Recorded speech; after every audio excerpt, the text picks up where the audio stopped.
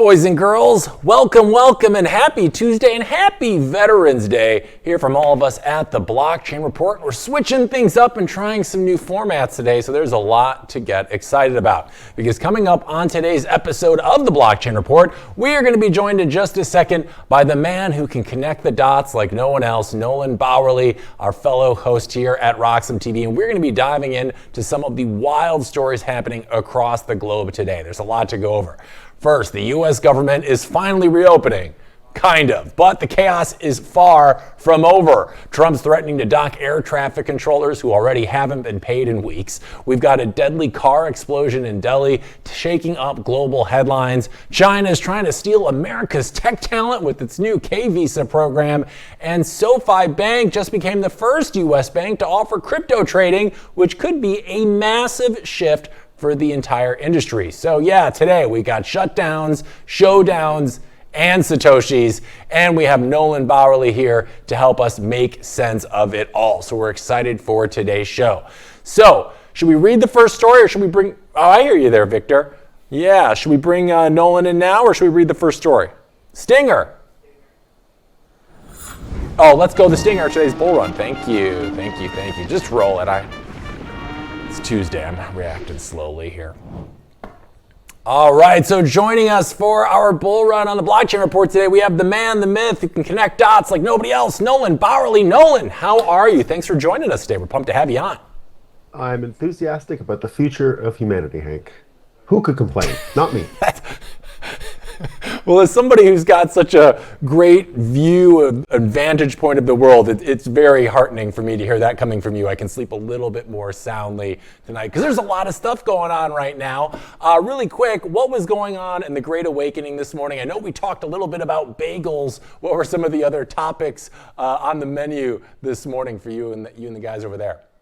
The main story I led off with and that I covered was Warren Buffett's last shareholder letter. This is a thing he's been doing every year. It's heavily anticipated in financial markets. It created a lot of copycats. You see Howard Marks and other people, all kinds of different public shareholder letters are now shared. I think MicroStrategy and Michael Saylor's not writing, but he'll do these addresses as well to MicroStrategy strategy shareholders, like we saw a few weeks ago. We had a big call with everybody. Natalie Brunell was there. So Warren Buffett, really the pioneer of that method, taking his outlook, taking his the things he's learned over the years, the things he's looking forward to over the following year. And this really became something that was analyzed and parsed over. It usually became the biggest talking point on financial television shows whenever it was released. And so yesterday he said he's doing his last one ever. And he kind of sprung that on everybody. Yeah, it was just, he dropped it and said, actually, I'll never do this again. This is the last time. And he parted with some pretty interesting advice, which was that, all of this money and do this and do that. In the end, your number one guiding principle for market activity and how you involve yourself with financial markets really should be the golden rule. So he leaned on Christianity, and doing unto others as you would do unto yourself, of course, is the golden rule, if you were not aware. So him embracing that really did remind me of one of the major advantages we have as Bitcoiners, especially with the markets doing what they're doing right now and everything being so complicated. Pardon me. Bitcoiners have a unique ability because much of what we do in Bitcoin is a P2P market, right? It's a P2P information network. The white paper was a P2P electronic cash. And because it's peer-to-peer, it does really induce that kind of golden rule behavior, because one of the big lies of communism over the years, and one of the fallacies, one of the deceptions of communism has always been that someone's wealth is based on another's poverty, that to be rich, someone else has to be poor. That's not true, right? Capitalism it doesn't always. When you put government in, you can corrupt it. It can be that. We see that all the time. There are many instances of people being rich, especially in corrupt places where wealth is absolutely 100% based on stealing from other people. But if capitalism is to work the way it is supposed to, you should be able to see that things are plus plus. There's net benefit. And I remember this was the conversation around when Steve Jobs died. You remember a lot of people said, "Oh, why didn't he give more money?" This is a man who solved global illiteracy by creating technology that, could go with everyone anywhere. He put microchips in every person's pocket. A lot, I did Right. the math, what does it cost you? $1 a day to own an iPhone, right? They usually last about 3 years. Maybe they cost $1,000. Roughly, let's just Right. say it's $1 a day you spend on your iPad, on your iPhone. I get more than $1 a day of value out of my iPhone, right? Let's just be honest. Yeah. A lot goes on with the iPhone, and so one of the big fallacies of communism, indeed, was the zero sum nature of economics. And so, just as we see Warren Buffett put out this letter and really underline that capitalistic commercial relationships should be a win-win. I should get something, you should get something. We end up seeing dovetailing with this great story. We saw what Cash App did yesterday by releasing the complete Cash App now being available with all merchants. And you saw Jack Dorsey tell everyone, go out and tell people about this. Tell businesses this can help them fight against dollar debasement. Tell everyone that this is a new way to have loyal users. Look at Steak and Shake. Steak and Shake is one of these great examples of a Bitcoin business embracing this, and we see what it brings. I mean, I get the steak, I get the fries, I get them cooked in tallow. Yeah. There's skin in the game when you look at it this way, and look at the love that Bitcoiners now have for Steak and Shake. This was celebrated now for months. They're getting free publicity out of all of this. They're getting free marketing out of Bitcoiners being welcomed into their commercial arrangements. And so you can see it in many other ways too. There's all kinds of other people out there in the Bitcoin meetup culture, which is really where a lot of Bitcoin education happened, right? It didn't come from universities. We saw yesterday another beatdown at Berkeley 2. The Berkeley beatdown in 2017 was with Bitcoiners. I remember Kiara Robles was there. She worked for Blockstream. She happened to be a MAGA supporter. She was there. She had a group of friends, and they were all not typical people that the mainstream media would have underlined as MAGA people back in 2017. Homosexuals, all kinds of things were in her gang, and they got beaten down, and everyone ignored it back then. They didn't want to hear about it. They didn't want to see it. But these were actual Trump supporters from those times and Bitcoiners. They were wearing their "Make America Yeah. Great" hat on with their Bitcoin, and they loved it. And here we are again. You've got the universities doing all this stuff, and we had another issue at Berkeley last night, all kinds of violence, freedom of speech stuff. And it reminds us that in Bitcoin, no other economic system, no other culture of education compares to Bitcoin meetup culture in its ability to induce financial literacy, media literacy, energy literacy. Bitcoiners excel at all these things because the Bitcoin meetup culture really does underline the P2P information network, not just the electronic cash network, the information network, where you don't get everything right, but if you have enough people that are interacting, just like if you have enough people in a P2P mercantile environment, you have enough people interacting and spreading knowledge, and it is able to grow from the ground up versus some kind of system that forces a top-down model, which worked, for generations as the best way we could do things. But now that Bitcoin exists, Right. now that the internet exists, we can actually create this P2P environment. So that's what it was about. It was about Warren Buffett, the Cash App thing, people bringing up solutions. And again, we were talking about Mamdani in New York on my show earlier. Right. That's really what it comes down to now. It is a fight over affordability. That's the only game in town in America. It doesn't look like much else matters. Foreign, Trump's side quest to get a Nobel Prize, none of that is going to help in the long run. It is all about making life affordable for Americans and having these things like Cash App out there, and exactly like Jack Dorsey said, spread the word about Bitcoin to help fight against debasement and to help your business succeed and things like that. So P2P for the win. That was the point of the show today. Just like Warren Buffett said, the golden rule. Right.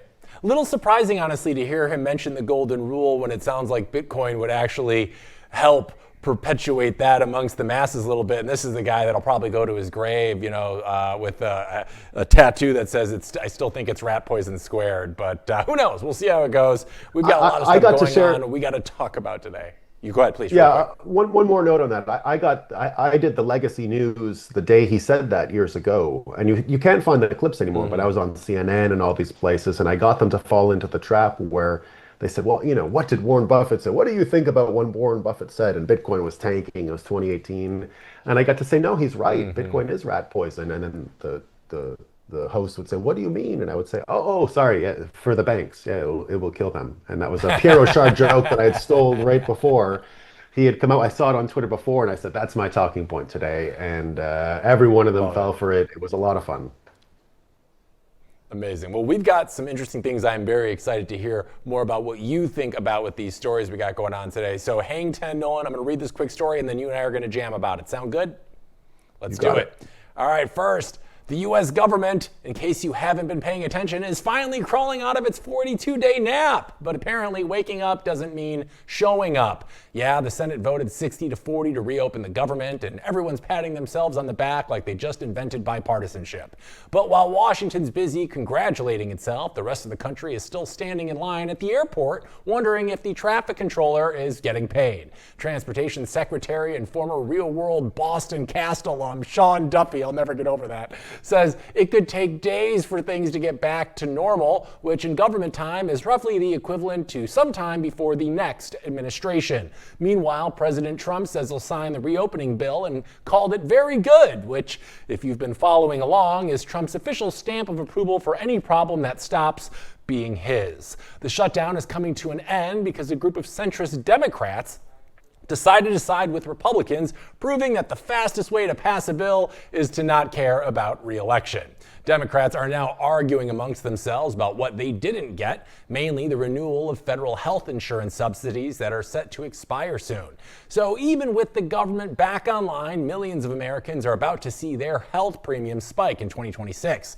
Lawmakers keep saying they'll find a solution, which is political code for we'll blame each other, but later. Republicans are floating alternatives like expanding health savings accounts because what every family struggling to pay for health care really needs is a tax advantage way to not afford it. Meanwhile, Wall Street's trying to figure out if this counts as stability or a slow motion relapse. All right, we're bringing Nolan back. Nolan, the government shutdown has lasted for 42 days, the longest in history, and even though it's technically over, flights are delayed, healthcare costs are about to spike. What does this whole mess tell you about how fragile U.S. systems have become?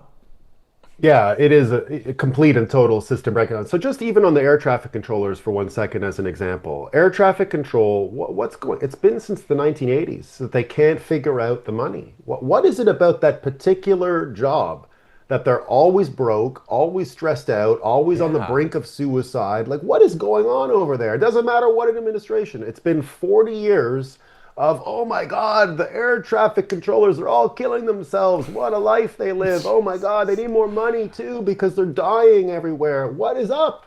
Can't we get some kind of technology to get rid of this? If it's such a burden and humans can't do it and there's no amount of money possible to pay for them, what is going on? So it is indeed system breakdown. And overall, when it comes to the government shutdown, healthcare, and all of this stuff, it reminds me of one of the things I think that Bitcoin is going to be able to do for and it's even maybe beyond Bitcoin, but I think Bitcoin will slip into it just perfectly. It'll fit like a glove. My worldview of what America has become, particularly since the Second World War, right? If we can go on from the Second World War until now, what we're seeing is everything that was put together to win World War II really came from Washington, D.C. Washington, D.C. was a construct of the strategy of how to win World War II. And so you have all this deployment of bureaucracies and new things that were created that weren't even really envisioned to be federal powers. They were things that ended up growing out of the consolidation and centralization of power that was needed probably to win World War II. I mean, I understand why it was done, right?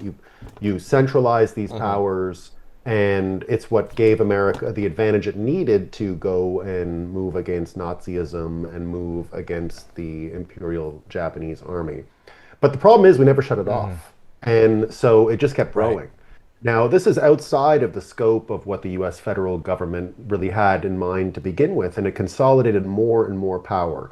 And when I think of the type of cyclical change that we're seeing in America, you can really see in just a few words what has happened to the United States just by the way we describe the United States itself. So before the Civil War, you used to say the United States are. It was a plural thing. You saw the individual states and the powers they had as sovereign unto themselves. And the United States was an amalgamation of independently sovereign nations. And so before the Right. Civil War, you would say the United States are. After the Civil War, you started to refer to the United States as a collective unit. You'd say the United States is. And that moves all the way up to World War II, where you really, after that, started saying the federal government is. You even just took away the United States aspect, and a lot of power and discretion was given to the federal government during World War II. And again, it never shut off. The image I always have in my mind is of a great aircraft carrier, the very infrastructure used to win World War II in many ways. And we just never shut it off. And now, when you look at what an aircraft carrier can actually do in modern warfare, it's pretty useless. Like, they can't even get up the Strait of Hormuz. They're afraid of Yemenis with drones. That's too much for the aircraft carrier. So we've left everything just humming from World War II, and no one has thought to shut any of it off. So we've got this great big gas guzzling World War II bureaucracy that is just chugging along, but it's not making anyone's life better. It's not fixing healthcare. It's not fixing education. Americans are the poorest and stupidest they've ever been. And the federal government hasn't helped with any of this stuff. So I think we're at a point where, just going back to the language, where you see it as the United States are, or the United States is, the United States are, the federal government is, but these are cyclical things. I think we can come back around to the United States are. You saw it already in the Joe Biden years. You saw Texas. You saw Florida really push back against Washington, D.C. You're seeing it now with Trump. You're seeing California, New York, Illinois, other states pushing back against the Trump administration. But at each and every instance, states are waking up to their own sovereignty.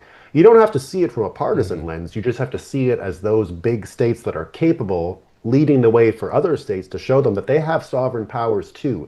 Healthcare primarily should be seen as a states' rights issue. The federal government usurped that role, just like education. They probably have no business talking about it. They probably have no business being involved in it. It's way too estranged from the P2P type model that I was mentioning with Warren Buffett, where you do have the capacity at a state level anyway to hear the concerns of your people better, calibrate something that works for them. The United States, one of the greatest things in the United States, and one of the reasons why the United States probably will live forever, even though other nation states are going to be threatened by Bitcoin and the removal of the fiat apparatus in order to coordinate your own populace. Without that, with a separation of state and money, there are many states that are just not going to make it. But the United States and each individual state, because you can run so many experiments, because you can try this, you can try that, and every state can choose what's best. I'm certain that what works for Massachusetts, right? Massachusetts has had its healthcare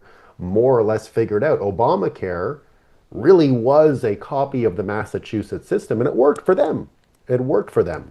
And Wyoming, however, would probably get no benefit out of what Massachusetts learned. So imposing one system on all of America when it comes to healthcare doesn't work, especially when it doesn't take any of the actual health conditions into account. You know, one of the things that already happened to healthcare from the first Trump administration was they got rid of the way that the different insurers can accept new users. And I saw Crowd Health.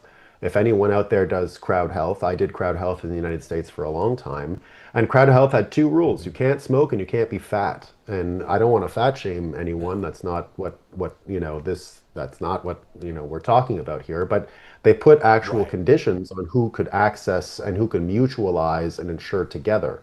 And I think you're going to see a lot more of those kinds of systems. So, the federal government being out of this, probably a good thing. I think we're tracking for a situation where states wake up to their own powers, their own responsibilities, and things are going to go in a much more decentralized way in America. And so I think it's a good thing. I think most of what we think of as the federal government in the United States is probably redundant.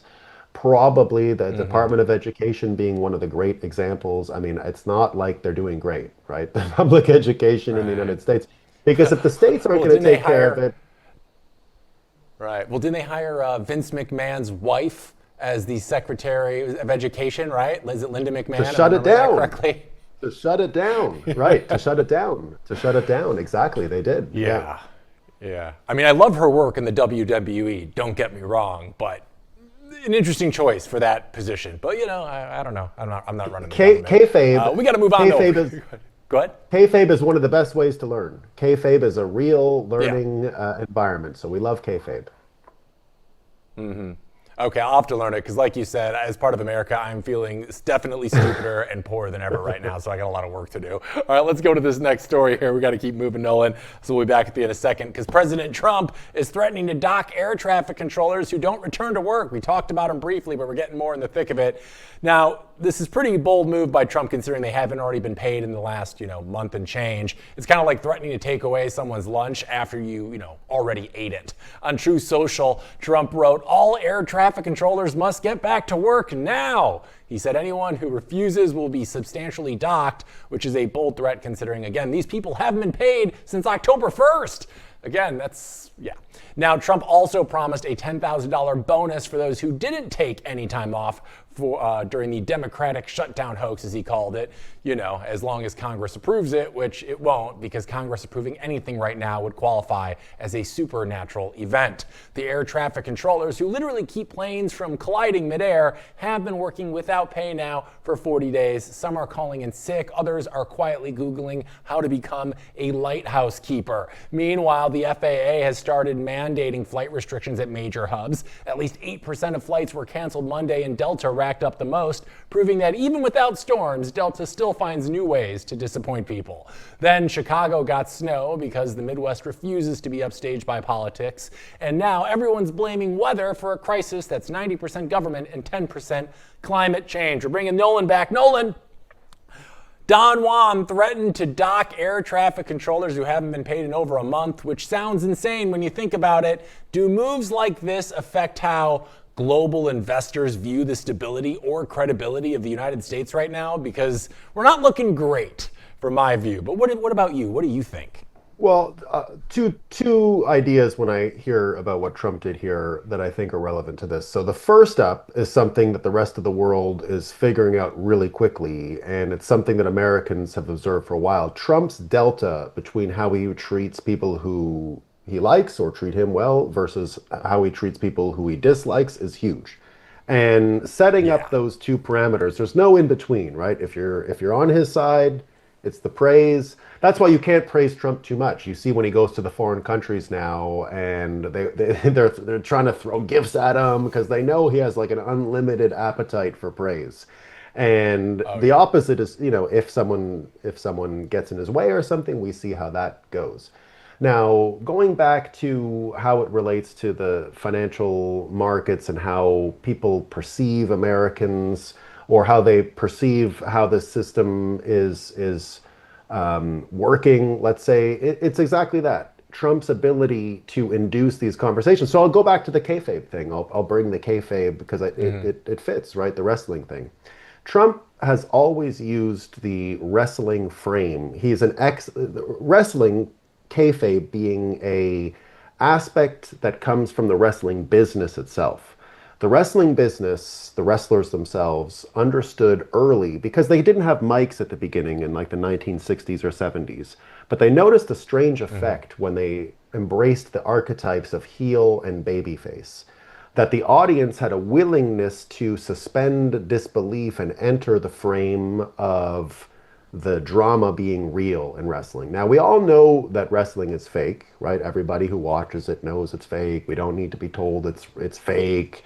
It's one of the biggest, I guess you could say, red pill, orange, whatever pill you want. When I was a kid, when boomers would say to me, it's fake again and again. And I was like, yeah, I know it's fake. Like, who would ever believe it's real? It's obviously fake.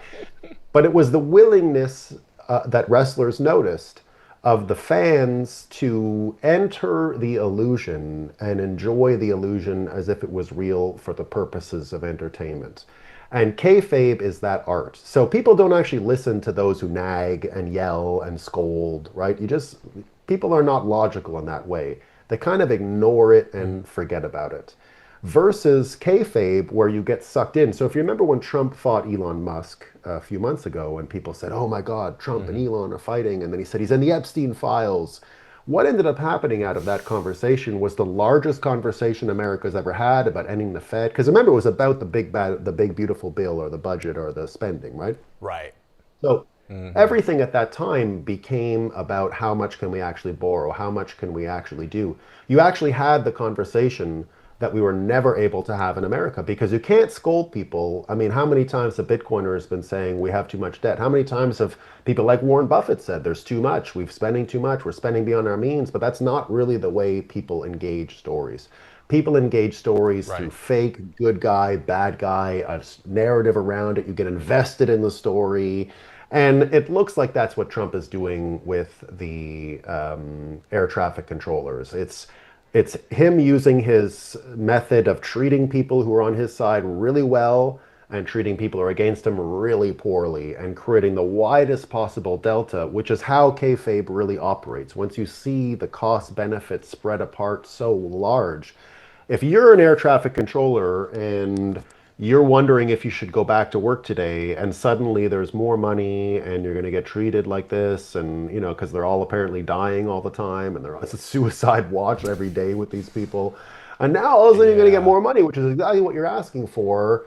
You'd think it would solve the problem quicker. So Trump uses kayfabe all the time, and people think what he's saying is what he means. Not exactly. He's drawing you into the illusion, drawing you into the drama, into the theater, and then you end up associating or identifying with one side, which is why you get people who go extreme one end and hate him, and you get people who go extreme to one end and love him, and that's why he continues to create this huge polarization, because it is all wrestling. He is in the Wrestling Hall of Fame, never forget.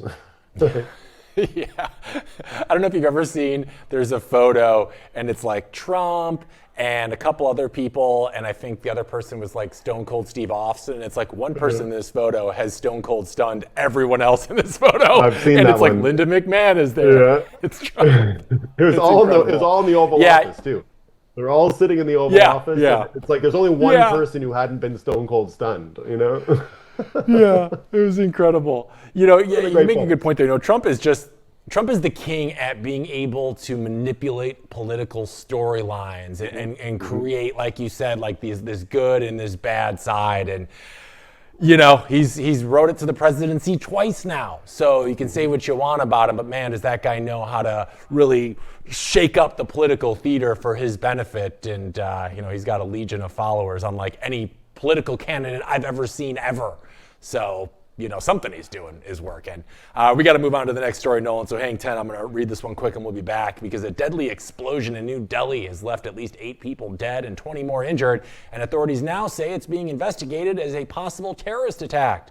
The blast happened near the Red Fort, one of India's most famous landmarks and tourist attractions, the kind of place where you expect street food, not fireballs. Police are treating the explosion under India's Unlawful Activities Prevention Act, which is basically their version of, we think this might be terrorism, but we're still figuring it out.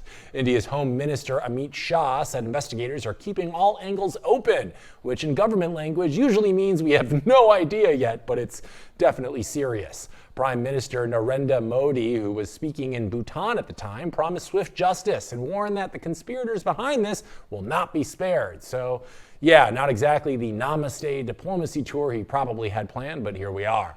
Now, the explosion comes as regional tensions are already sky high. Earlier this year, militants killed 26 people in India-administered Kashmir, an attack and India blamed on Pakistan. Pakistan, of course, denied it, and India responded with one of its most serious cross-border military actions in decades. So the fear now is that this latest blast could escalate things even further. Bringing Nolan back. Nolan, this explosion in Delhi killed 8 people, injured 20 more, and now investigators are saying it might have been a terrorist attack.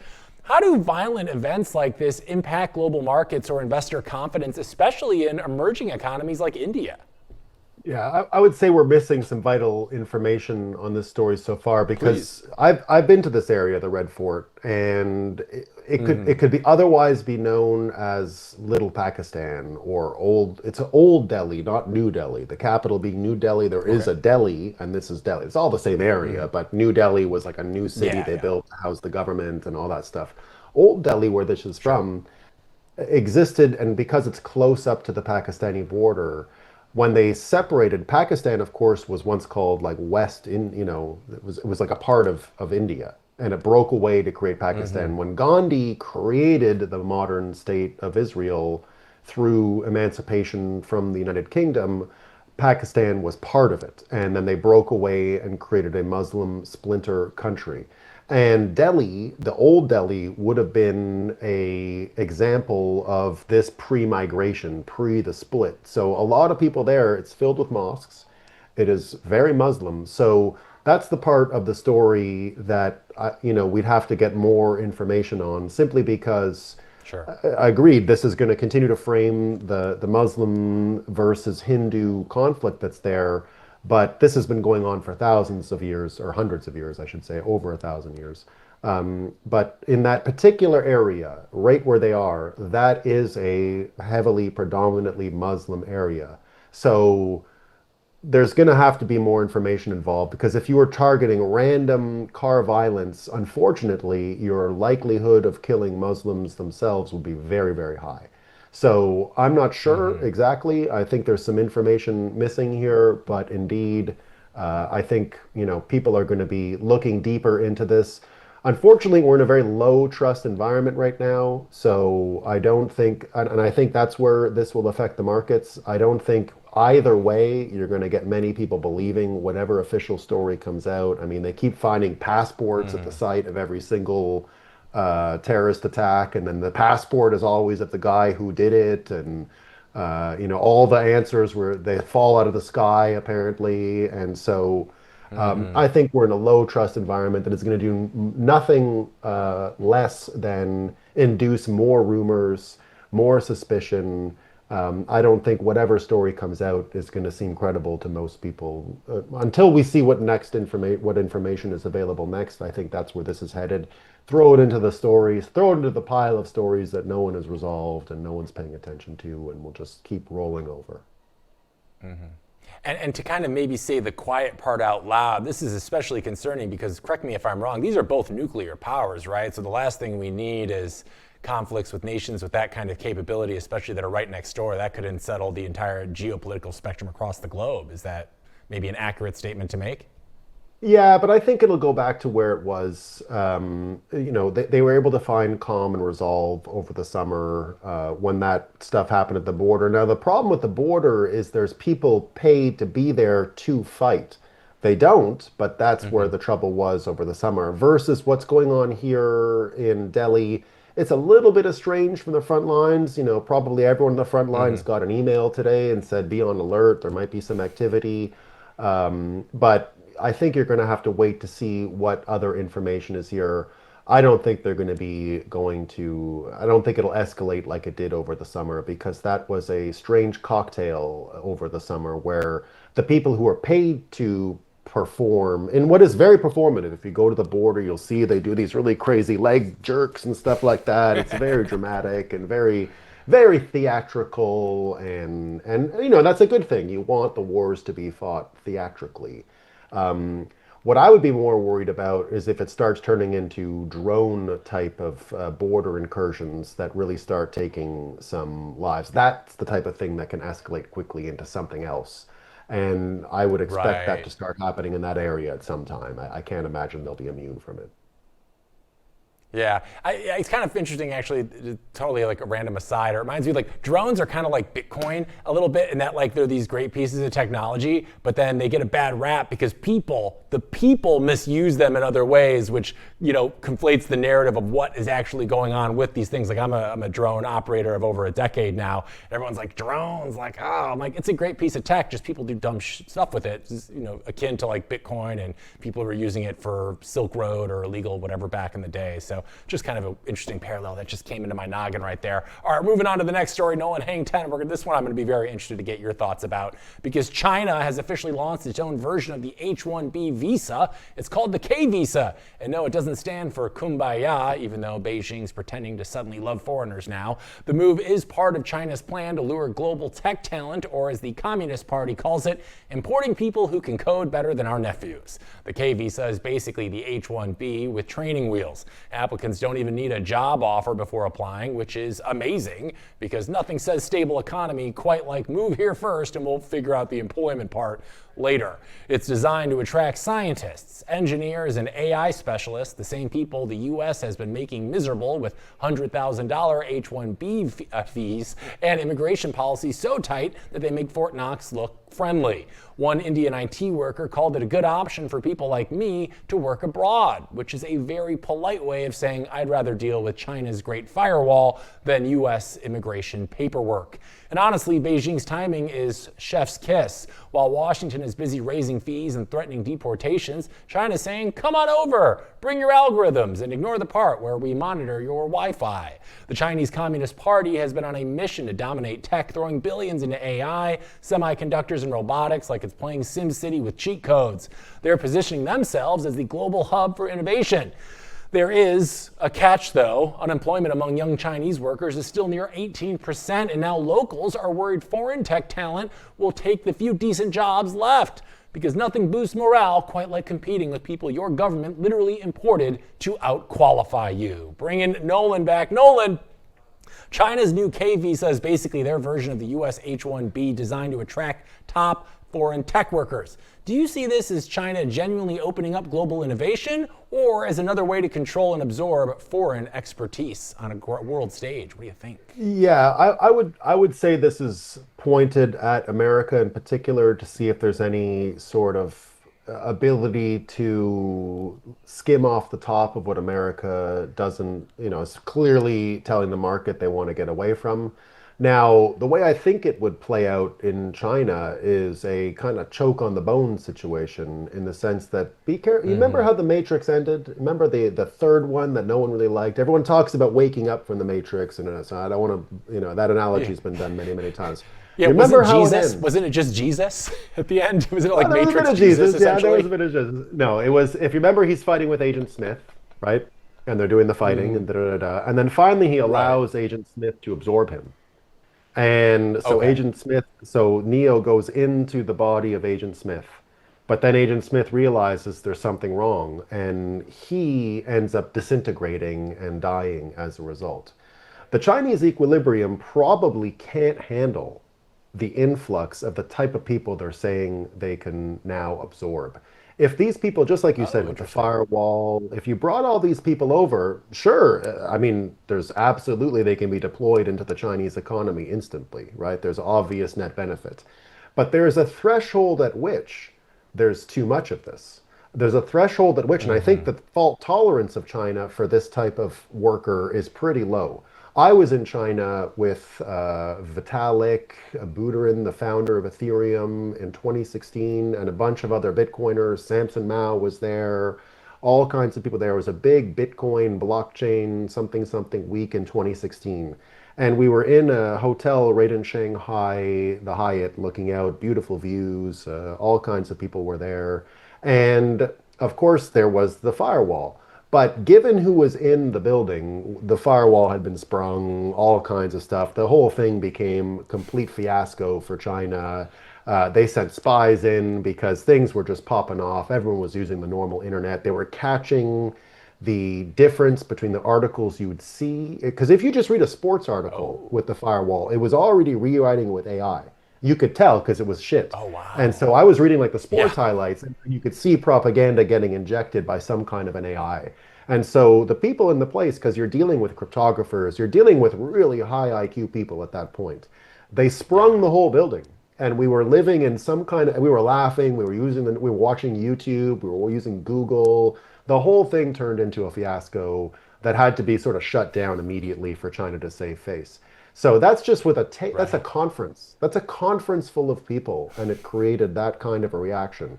if you're inducing all of these people over to China, it's at once a be careful what you wish for, but more importantly, a choke on the bone situation. Sure, they can bring all these guys into the country. I don't know if it gets to stay China the way they had it before. I don't know if it gets to stay communist China the way they had it before. But indeed, I think the future of China is along those lines. I love what I'm seeing in China as far as development goes, and it is indeed becoming technologically, just in terms of infrastructure, by far the most advanced place in the world. America is absolutely pathetic when it comes to that kind of physical infrastructure. And if they want to move over to some of the more, to bring those people in to even advance the economy more, I don't think the trade-off is that simple. Versus America, that really just needs to get back to building bridges and stuff like that, and that's not really a tech thing, right? They got to plow some roads and build some buildings here because shit's falling apart. So, to me, I think this is an existential threat if they carry through with it. It looks like marketing; it might just be marketing. But if they really carry through with it and try and do what America did, well, it'll probably be a big problem for them in the end. Very interesting. Yeah, I didn't even think about that. And you're right. We do need to start building roads and stuff. New Deal. Who's for it? Let's get it on the ballot. I'm here for it. All right. All right, we got one more story, Nolan, and we'll let you out of here because I know you've been on a marathon this morning. So hang 10, we'll be back to you in a second. SoFi, you know them, the FinTech app that started as a student loan company and somehow evolved into your cousin's all-in-one money app. Well, they've officially become the first U.S. bank to offer Bitcoin and crypto trading. Hooray! And honestly, it's about time a bank stopped pretending they don't know what Bitcoin is. Let's be real. CEO Anthony Noto announced that customers can now buy, sell, and hold dozens of cryptocurrencies, including Bitcoin, which means your checking account can now lose money even faster. SoFi says this new platform is aimed at retail investors first, but institutional access is right around the corner because, let's be real, nothing screams revolutionary quite like big banks showing up late and acting like they invented it. Now, SoFi says it's planning to launch its own US dollar peg stablecoin, integrate crypto into its lending products, and roll it all into their financial infrastructure. So basically, SoFi is turning into a one-stop shop where you can borrow money, lose it on altcoins, and earn cash back in the same place. A true innovation in financial efficiency, if there ever was one.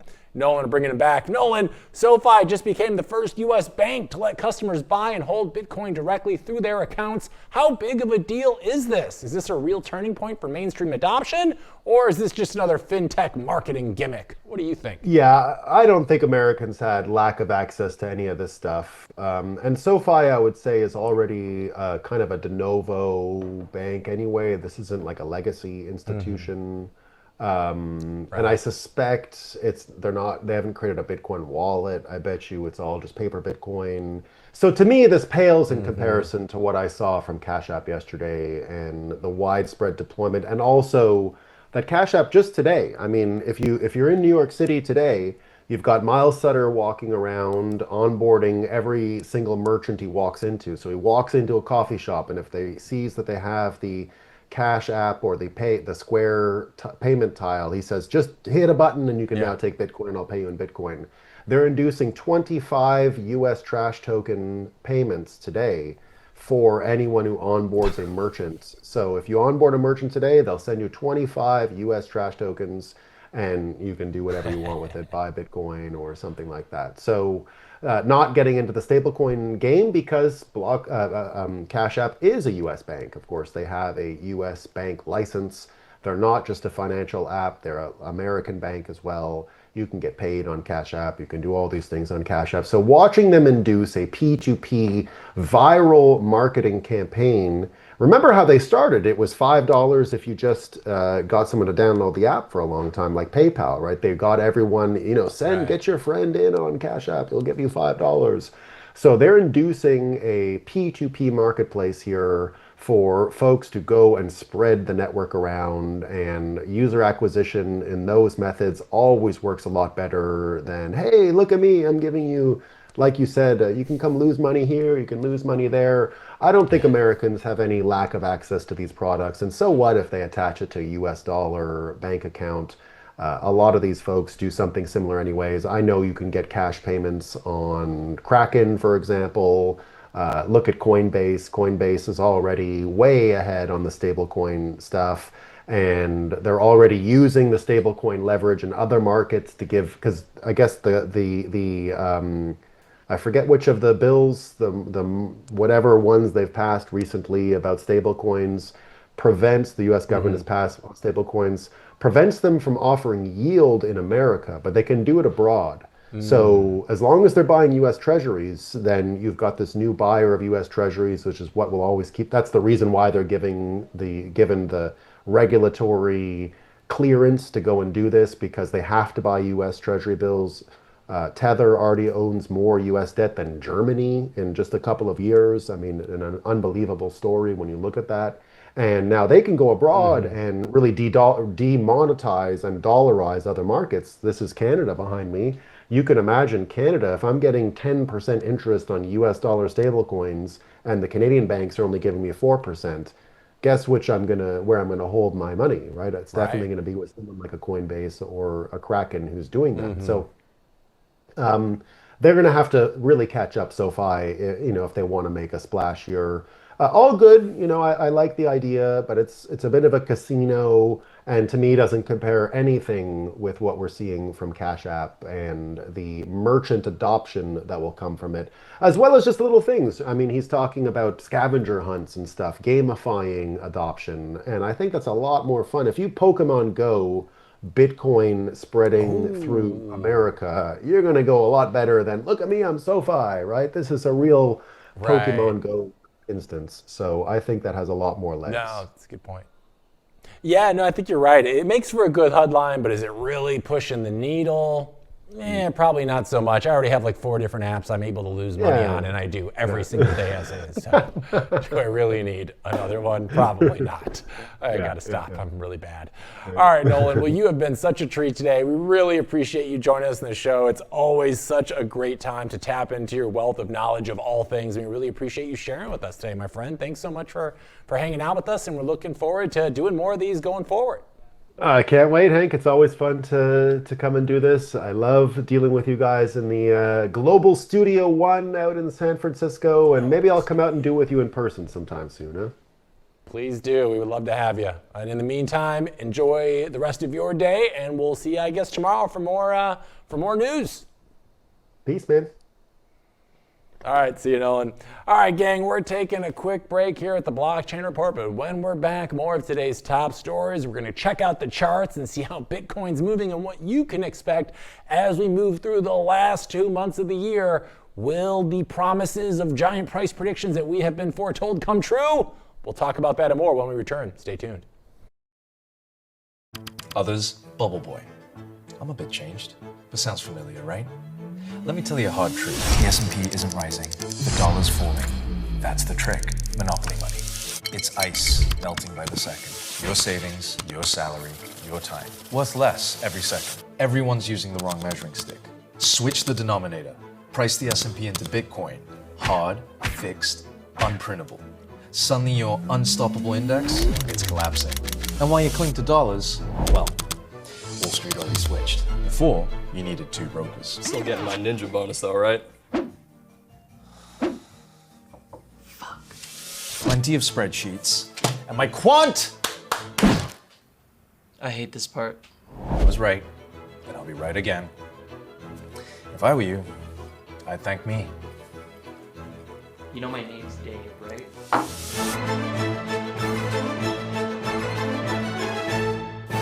Security matters. Zappo Bank, the only way to bank your Bitcoin. Apply now at zappobank.com. Are you interested in effortlessly growing your Bitcoin portfolio? I sure am. And the Bitcoin credit card by Gemini earns you Bitcoin back on every purchase. You can use it like any credit card, buy lunch, gas, or your weekly groceries, and you'll earn up to 4% back instantly in Bitcoin or one of over 50 other cryptos straight to your account. All that with no annual fee, and right now, you can grab a $200 Bitcoin welcome bonus. It's the easiest way to start building your Bitcoin stack. Just go to Gemini.com to learn more.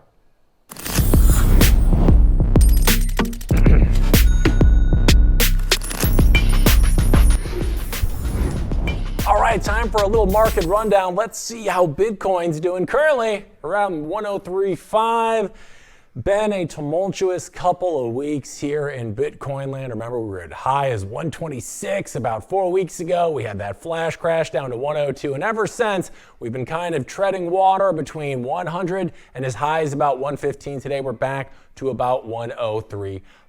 So what I want to do right now is get into our Bitcoin Alpha segment. This is where we cut through the noise and actually look at what the charts are telling us.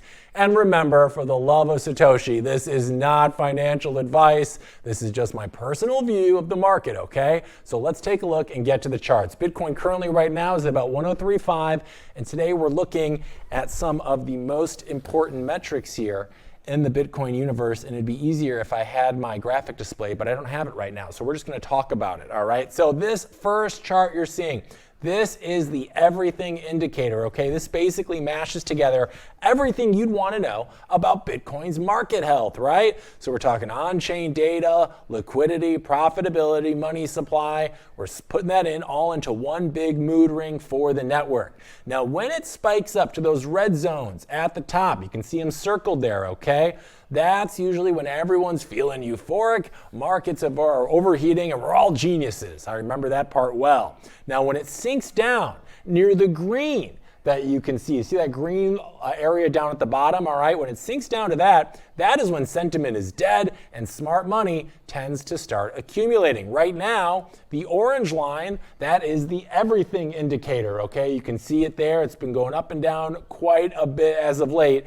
It's bouncing off the bottom of its range, at the bottom of the green there. You can see exactly where it's found support all cycle, okay? So if you see the upward trend line under the orange higher lows from 2022 to 2025, that in blue, that shows how each dip has been shallower than the last, meaning that the market's getting stronger under the surface even as price appears to chop sideways. So good tidings ahead.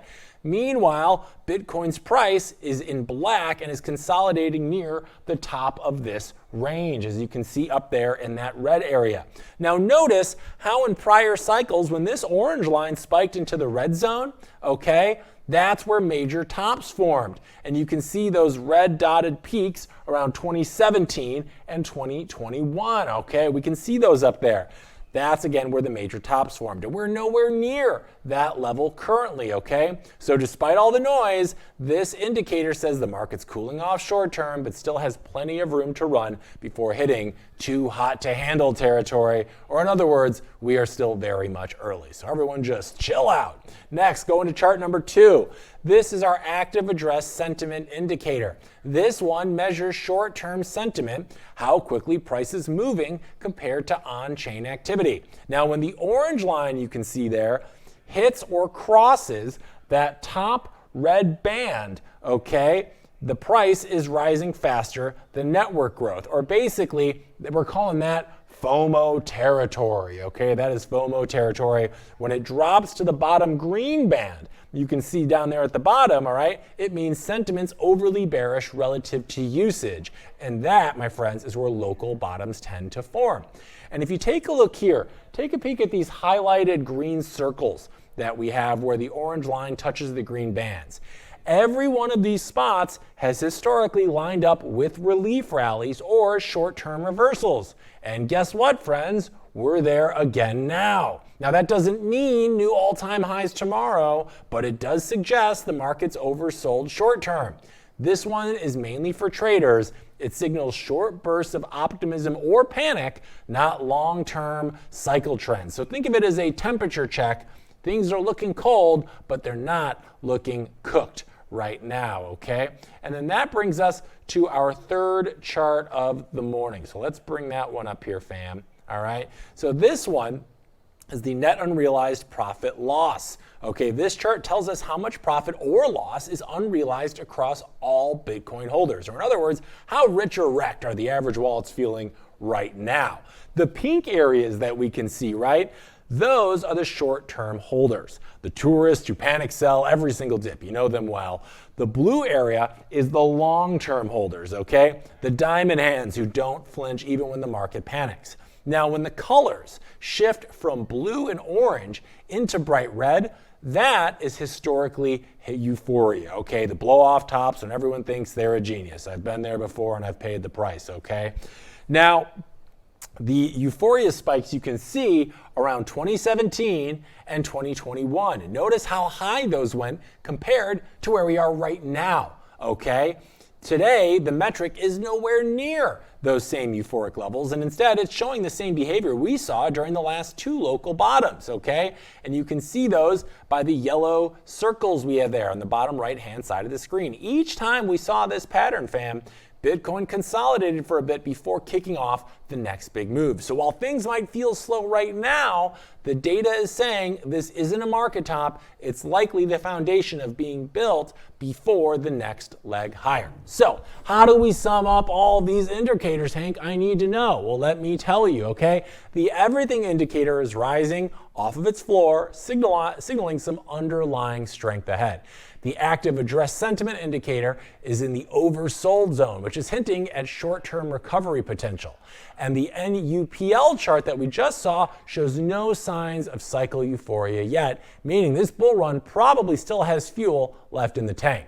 So the fundamentals right now, rock solid. The data supports a local bottom forming, and patience, as always, is key here, okay? So stay calm, zoom out on the charts, and remember, time in the market beats timing the market, unless, of course, you're an air traffic controller. All right, so we're taking a quick break here at the Blockchain Report, but when we're back, we got more of today's top news, and we'll see what's going on in the Twitterverse, as there's a lot of new stuff happening today and through the end of the week, and we want to know what people are saying. All right, well, let's get into more of today's top stories as part of our bull run, guys. And our next one involves British economist Gary Stevenson. He says that Satoshi Nakamoto is secretly selling Bitcoin to buy ads that pump the price. Yeah, according to him, the mysterious, possibly non-existent creator of BTC is out here running a global marketing campaign. Stevenson says if he were Satoshi, he'd sell $100,000 worth of Bitcoin, buy advertising, then sell $200,000 and buy more advertising. So basically, his plan is to market the thing that everyone already talks about all the time. That's like saying Taylor Swift needs more exposure. He called Bitcoin a scam, compared it to Trump's coin launches, and claimed hype, not utility, drives the price. Meanwhile, Bitcoin is literally being adopted by nations, corporations, and every small business with a Square terminal. But sure, Gary, tell us more about how fake it is while your British pound loses 10% a year to inflation. That sounds fake to me. In other big news, Square, we kind of mentioned it earlier, has officially turned on Bitcoin payments for all 4 million US merchants. And just like that, your favorite coffee shop, tattoo parlor, and vape store can now accept BTC faster than your bank can review your deposit. Every Square seller can now accept Bitcoin directly through their terminal with zero processing fees until 2027. That's right, it's a pretty sweet deal. That's cheaper than Visa, faster than ACH, and infinitely more trustworthy than PayPal disputes. Yeah, I've been a part of a couple of those. Now, Square says that merchants can take Bitcoin, hold it, or instantly convert it to dollars. They can even set their account to automatically convert up to 50% of their sales into Bitcoin, because inflation hedging is the new we accept Apple Pay. About 29% of Square sellers say they're exploring Bitcoin conversions, and nearly 90% plan to hold BTC as long-term treasury assets.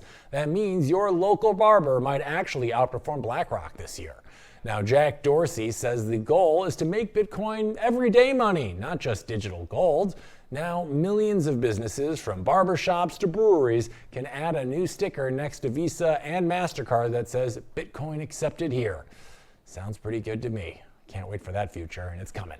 All right, this is a fun one. We just saw the president doing a speech about Veterans Day, but last night, not quite as kind to him. As you see, or I guess the weekend really was Sunday night, as over the weekend, President Trump attended the Washington Commanders-Lions football game and got booed so loudly, even referees had to take a knee. It was the first time a sitting president has ever attended a regular season NFL game, and judging by the crowd reaction, it'll probably be the last. You see, when Trump appeared on the Jumbotron, fans erupted in a chorus of boos. One guy even gave him a double middle finger because apparently the First Amendment includes hand signals now. Yeah, there he is, right there, very bold. The president's right there. You got some cojones on you, dude. You're about to be deleted.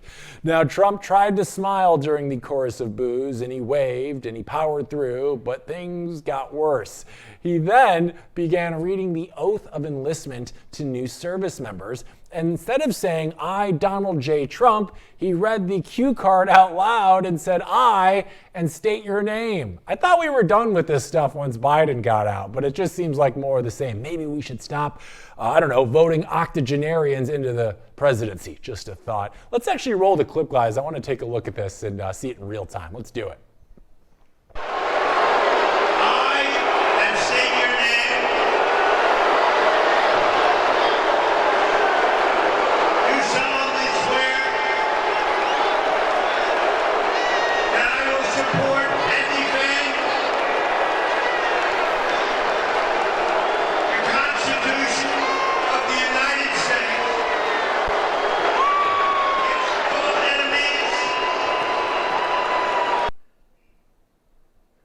Truly another memorable moment from our commander-in-chief. Mind you, though, it's not that surprising as there has been talks for years that Donald Trump may or may not know how to actually read. If you ever saw the Samantha Bee show, they did a whole piece on it that you can find on YouTube. That is fantastic, so check it out.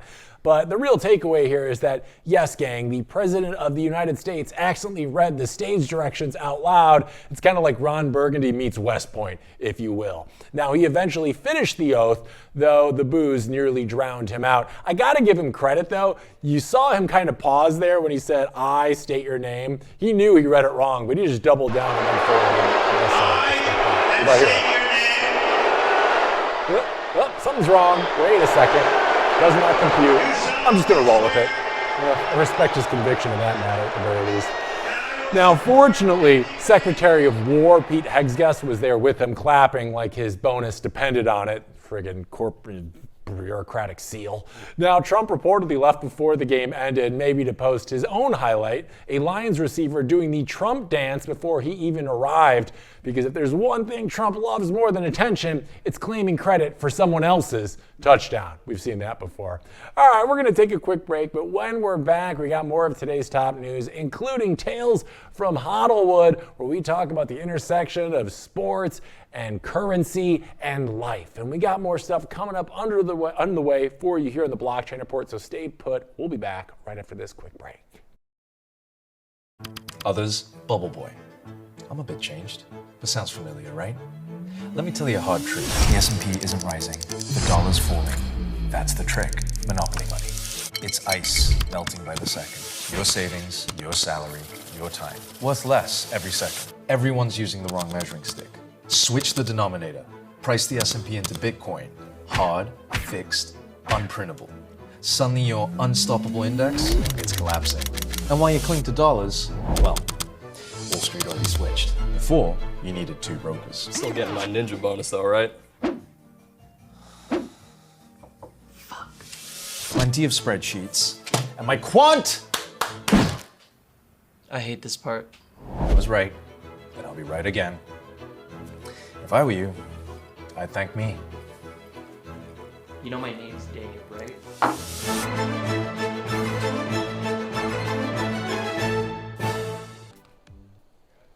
All right, we're back with more Blockchain Report, and we're checking out what's going on the RoxomTV Twitter/X page. If you haven't subscribed already, this is the #1 place to get all of the world news that is going on currently right at your fingertips. And we oftentimes relate that news back into Bitcoin and how it's affecting the Bitcoin space and journey going forward. So this first one we got here, U.S. Treasury Secretary Scott Bessent says tariffs help consumers. Well, Scott, I would argue that my grocery bill says the opposite right now. These tariffs are killing everything. They're killing the markets in this country, which somehow are staying afloat.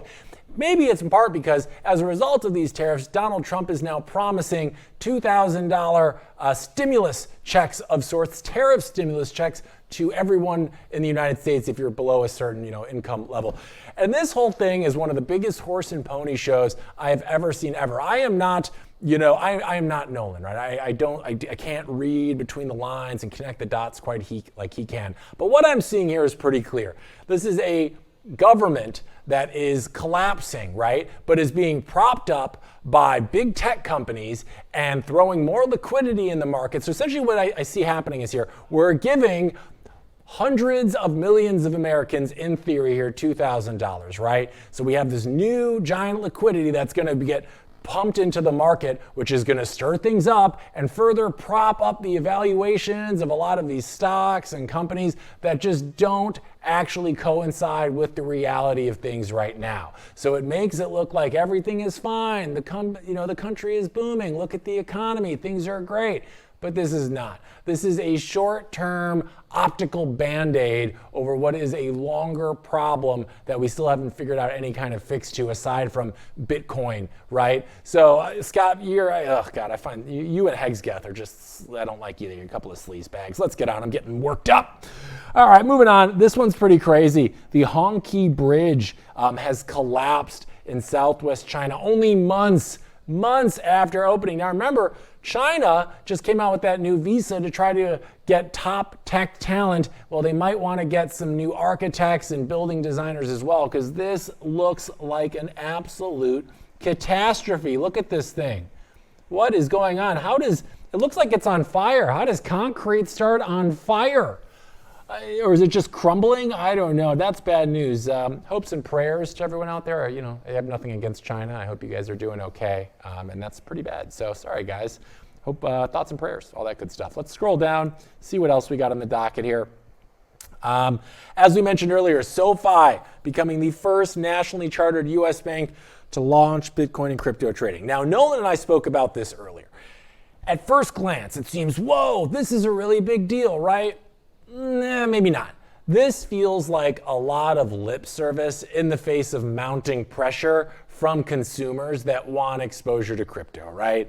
We saw, for instance, JP Morgan Chase and Jamie Dimon for years saying we don't want to touch this stuff. There's no place for it. It's a bunch of BS. What's happening in 2026? Jamie Dimon has reversed course. He has said his customers are asking for access to cryptocurrencies and Bitcoin, so now they will be obliging and offering those services to their clients come 2026. And SoFi is doing the same thing, right? There's a million places I can already go to do these things. I really don't need legacy banks like JP Morgan to do that, but it does make for a good headline, right? And headlines are important, right? Why? Because they get the word out there. So now your grandmother or my Mima and your uncle, who's more of a gold bug, are seeing this and going, oh, the banks are letting people do crypto trading now? This is no longer relegated only to crypto native platforms? It's making its way into traditional monetary systems? Yeah, so this is important more so in the sense that it helps perpetuate this narrative that we're seeing, right? Big banks, legacy financial institutions are finally beginning to see the writing on the wall, and whether they're acquiescing or not, or seeing the opportunity, are starting to join in on the crypto pool, more specifically Bitcoin. Because as you know, and we talk about it on this show at length, there's Bitcoin and then there's crypto. They are now two fundamentally different things. Last cycle, you probably could have made the argument that they were more one and the same, but the line in the sand has never been more clear that there's Bitcoin and then everything else. So while this news might not really move the needle in the way you might think, I do think it is important to the continuing narrative that Bitcoin is here to stay, and we have traditional finance and legacy institutions who are starting to see that that is the case and adopts it. So that's good. Not as big as one might think, but I'm here for it. And then we also have, if we scroll down a little bit, Blockheads. We have Justin Sensible from Blockheads will now have his own show on RoxomTV. So we're super excited to welcome him and the Blockheads team to the family. Remember, here at Roxom, we are trying to curate the best signal, the #1 place for you to get your world news at a moment's notice at your fingertips. All you got to do is go on your little iPhone, follow it on RoxomTV, and then set your alerts on, all right? So whenever there's some breaking news, I get it instantaneously, and then I can come to Roxom and see what show is on the air and get coverage on that exact piece of news as it's happening. And because we're a newer, smaller, nimble company, we can do this with a speed and flexibility that no legacy media institution can. That's why it's so important that you embrace the new world that we are living in. Part of that world is RoxomTV, where you have all of the most important news, not only at your fingertips and you'll be notified as it happens, but then you can go onto RoxomTV, see what show is on, and there's a good chance that we're talking about it right now and dissecting what it means for you and your future too. Because this whole economy we live in, gang, this whole world, it's a big circle. And one thing that happens even on the other side of this circle affects things on this side of the circle. And this is the place where we help bring it all together, and you can go to great shows specifically like Nolan Bowerly's The Great Awakening, where he can show you how all of those dots connect. So we're super excited that he's going to be joining us more here on the Blockchain Report to connect those dots for us. Because as that old saying goes, everybody, those who don't know their history are doomed to repeat history, right? And you don't want to be that guy. So this is the place that you can go so that you don't become him. And that's good for everybody. I'm here for it. All right, I think that's about it of the stories I want to talk about on the Roxom X page. What we're going to do now is take a really quick break. And when we're back, we got a couple of stories and tales from Hollywood to go over, see what's going on in Hollyweird. You know, AI is kind of putting a wrench in all of Hollywood's plans right now, and we're here to talk about it. So stay tuned. More Blockchain Report coming your way right after this quick break.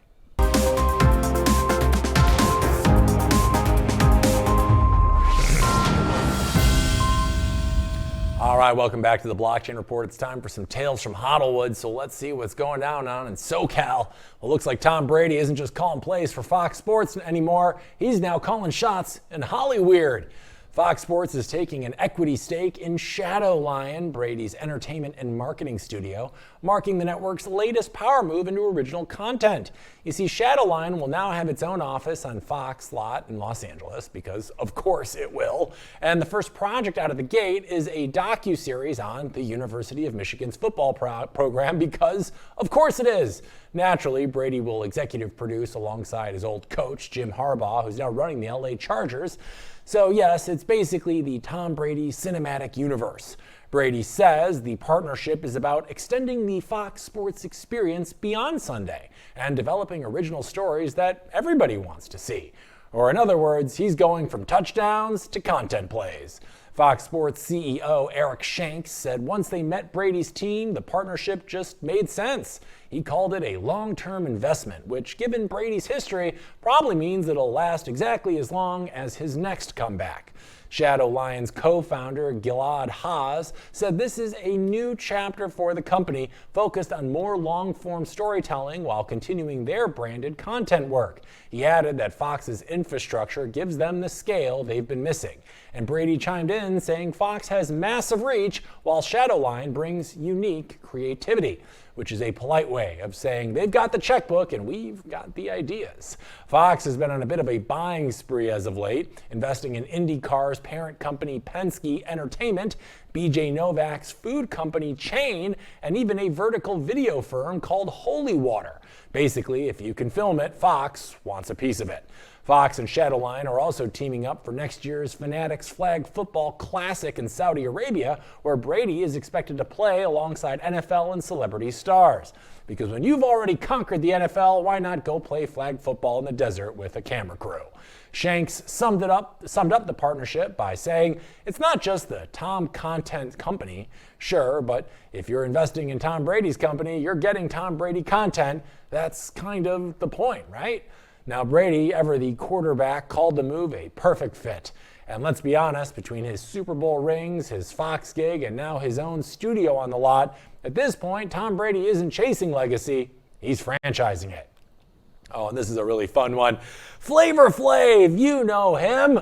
He's officially the Olympic sponsor now. And yes, that sentence is totally real. The 66-year-old rapper and hype man for Public Enemy has joined the USA bobsled and skeleton team as their official hype man and sponsor for the 2026 Winter Olympics in Milan and Cortina. Can I get an oh yeah from Flavor for this one? There it is.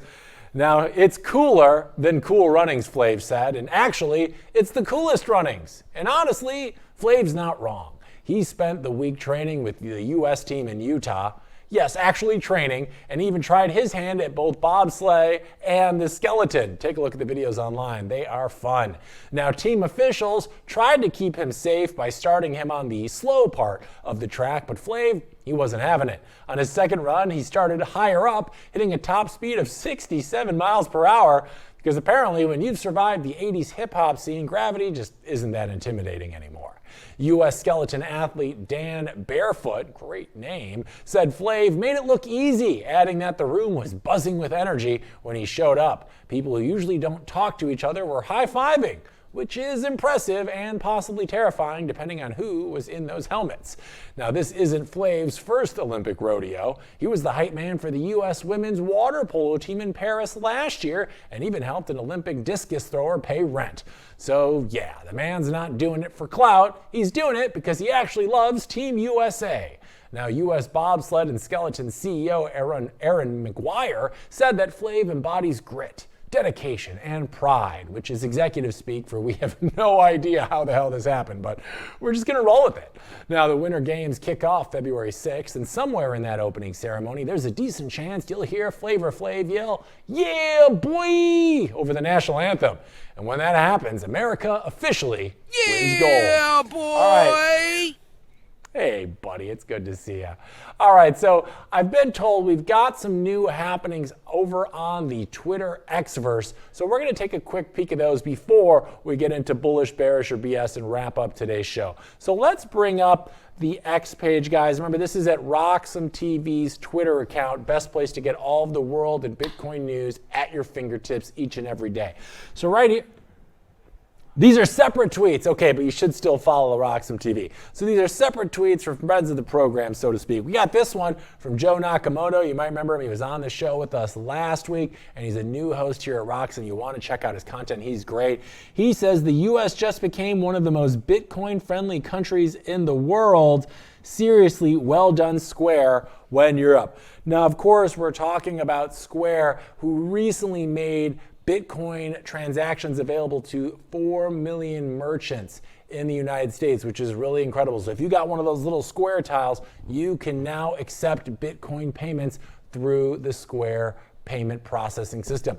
Again, this is a big win for Bitcoiners everywhere, is now you can just make transactions peer-to-peer with your Bitcoin. And remember, Jack Dorsey has been very vocal saying that Bitcoin needs to be more than just a store of value. It needs to be a method for payment. And this is a big step in that journey. So bravo to Square and Jack Dorsey.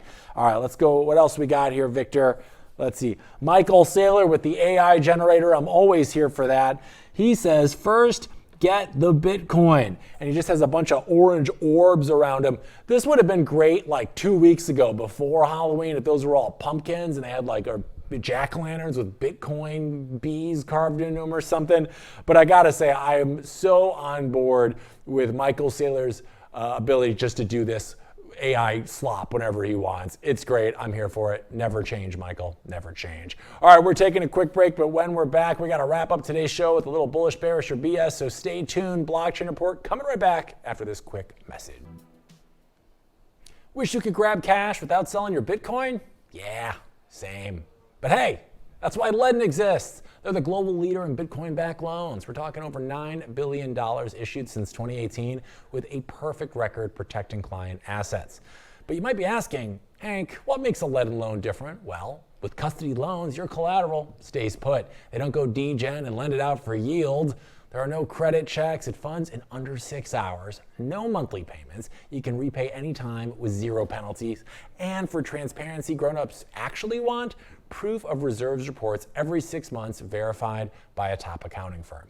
The bottom line is Ledn lets Bitcoiners Bitcoiners unlock liquidity without selling. And you can check them out over at ledn.io/RoxomTV. That's ledn.io/RoxomTV. Check them out.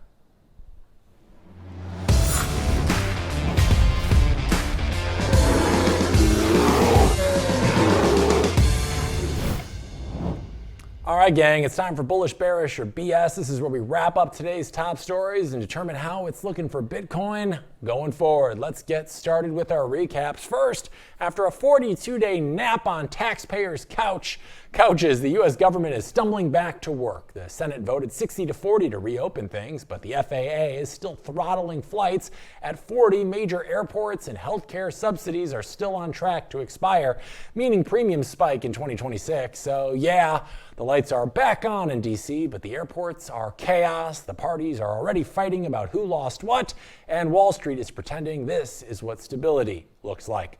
Ooh, I'm calling bullish on this one, okay? Because markets hate uncertainty more than they hate bad policy, and reopening the government gives traders enough clarity to turn panic hedging back into YOLO risk on, which is usually good for Bitcoin in the short term.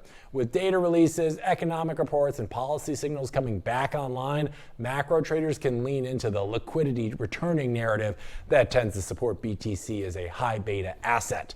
Longer term, unresolved healthcare costs, political dysfunction, and growing deficits all reinforce the big picture case for hard money.